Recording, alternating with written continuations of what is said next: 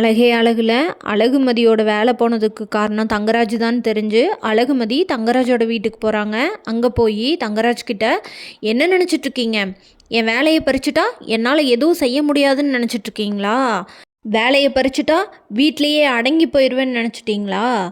என்னை யாருனாலையும் அடக்க முடியாது. இந்த அழகுமதியை உங்கள் அப்பனே வந்தாலும் அடக்க முடியாது அப்படின்னு சொல்கிறாங்க. அதுக்கு தங்கராஜ், ஆமாம், உன் வேலை போனதுக்கு காரணம் நான் தான், உன்னால் என்ன பண்ண முடியும் அப்படின்னு கூலாக கேட்குறாரு. இதை கேட்ட அழகுமதி, இன்னும் 3 மாதத்தில் பெர்மனன்ட் ஜாபோட நான் வந்து நிற்கிறேன்னா இல்லையான்னு பாருங்கள், அப்போ உங்களால் என்ன பண்ண முடியும்னு நானும் பார்க்குறேன் அப்படின்னு சவால் விட்டுட்டு அங்கேருந்து கிளம்பிடுறாங்க. இதை பார்த்த தங்கராஜோட அம்மா, இவெல்லாம் பொண்ணா என்னடா, இவளையெல்லாம் எப்படித்தான் வளர்த்தாங்கன்னே தெரியலையே, இந்த போடு போடுறா, கொஞ்சத்தான் ஆட்டமாக ஆடுறா, இவ பொம்பளையா இல்லை பஜாரியானே தெரியலையே அப்படின்னு பேசுகிறாங்க. நம்ம அழகுமதியோட வேலையை பிடுங்கினது நம்ம சுரேஷ்கிட்ட கூட சொல்லலையே, அந்த காலேஜ் கரஸ்பாண்டன்ட்டும் சொல்லியிருக்க மாட்டார், அப்போனா யார் சொல்லியிருப்பாங்க அப்படின்னு யோசிச்சுட்டு ரொம்ப சவுண்டாக ரேவதி ரேவதி அப்படின்னு கூப்பிட்றாரு. ரேவதி கூப்பிட்றதுக்கு முன்னாடி அவங்க அம்மா மேலேருந்து ஓடி வந்து என்னடா என்னாச்சு அப்படின்னு கேட்குறாங்க. அழகுமதிக்கு வேலை போனதுக்கு காரணம் நான் தாங்கிறத நீ தான் அழகுமதி கிட்ட சொன்னையா அப்படின்னு கேட்குறாரு. இல்லைங்க, எனக்கு எதுவும் தெரியாதே, நான் எதுவும் சொல்லலையே, அவள் உங்கள் முன்னாடி கூட கேட்டால்ல, நீங்களா சொன்னீங்க, உங்களுக்கு தெரிஞ்சுக்கிட்டே நீங்கள் என்கிட்ட சொல்லாமல் இருந்துட்டீங்க அப்படின்னு அழகுமதி என்கிட்ட கேட்டாலங்க, நீ அவகிட்ட சொல்லிவிட்டு இங்கே வந்து கேட்கும்போது நான் சொன்னேன்னு சொல்லாதுன்னு சொன்னையா அப்படின்னு கேட்குறாரு. இல்லைங்க, நான் சொல்லலைங்க அப்படின்னு சொல்கிறாங்க. உண்மையை சொல்லு ரேவதி அப்படின்னு கேட்குறாரு.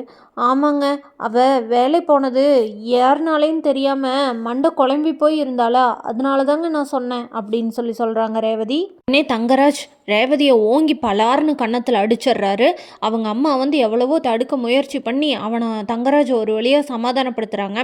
விடுறா, அடிச்சுக்கிது சாகடிச்சிடாத அப்படின்னு சொல்லிட்டு ரேவதியை பார்த்து, ஏண்டி இருக்கிறது இங்கே, ஆனால் நேர்மையாக இருக்கிறது உங்கள் அம்மா வீட்டுக்கா?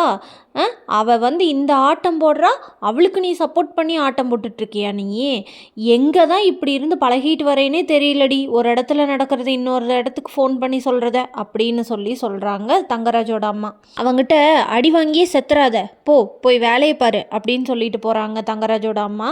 பாக்கியராஜ் திடீர்னு ரேவதிக்கு ஃபோன் பண்ணுறாரு. அந்த டைமில் ரேவதியோட வாய்ஸில் வந்து ஒரு சேஞ்ச் இருக்கிறனால என்னாச்சு ரேவதி, என்னன்னு சொல்லு அப்படின்னு கேட்குறாரு. ஆனால் ரேவதி வந்து ஒன்றும் இல்லைண்ணே, எனக்கு என்ன, நான் நல்லா தான் இருக்கேன் அப்படின்னு சொல்கிறாங்க. இருந்தாலும் பாக்கியராஜுக்கு மனசு கேட்காம இங்கிருந்து கிளம்பி ரேவதி வீட்டுக்கு போய் பார்க்குறாரு. அந்த டைமில் ரேவதியோட மாமியார் என்ன கேட்குறாங்கன்னா, என் பையன் இல்லாதப்போ தான் வந்து மறைஞ்சு நின்று உன் தங்கச்சியை பார்த்துட்டு போவேன், இப்போ எந்த தைரியத்தில் நேரடியாக வந்திருக்க அப்படின்னு கேட்குறாரு. அங்கே வந்து தங்கராஜ் ரேவதியை பார்த்தோன்னே, என்ன ரேவதி முகமெல்லாம் இப்படி வீங்கியிருக்கு, கன்னத்தில் வேலை இவ்வளோ பெரிய அறை வாங்கின மாதிரி இருக்குது, என்ன நடந்தது, உண்மையை சொல்லு அப்படின்னு சொல்கிறாரு. அதுக்கு ரேவதி எதுவுமே சொல்லாமல் ஒன்றும் இல்லைண்ணே அப்படின்னே சொல்கிறாங்க. இதை கேட்ட பாக்கியராஜ் தங்கராஜ்கிட்ட போய் என் தங்கச்சியை அடிச்சிங்களா அப்படின்னு கேட்குறாரு. அதுக்கு தங்கராஜ், ஆமாம் அடித்தேன், அவன் என் பொண்டாட்டி அதனால் அடித்தேன் அப்படின்னு சொல்கிறாரு. பொண்டாட்டினா அடிப்பீங்களா? நீங்கள் அடிக்கிறதுக்கு தான் நான் என் தங்கச்சியை உங்களுக்கு கல்யாணம் பண்ணி கொடுத்தேனா? யார் கொடுத்தாங்க உங்களுக்கு இந்த தைரியத்தை?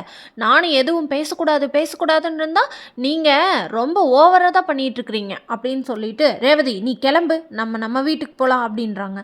அதுக்கு தங்கராஜ் ரேவதியை பார்த்து, ரேவதி உள்ளே போ அப்படின்னு சொல்கிறார். தங்கராஜ் எவ்வளவோ உள்ளே போன்னு சொல்லியும் ரேவதி அவங்க அண்ணன் பாக்கியராஜ் கூட குழந்தைய எடுத்துட்டு பாக்கியராஜ் வீட்டுக்கு வந்துடுறாங்க.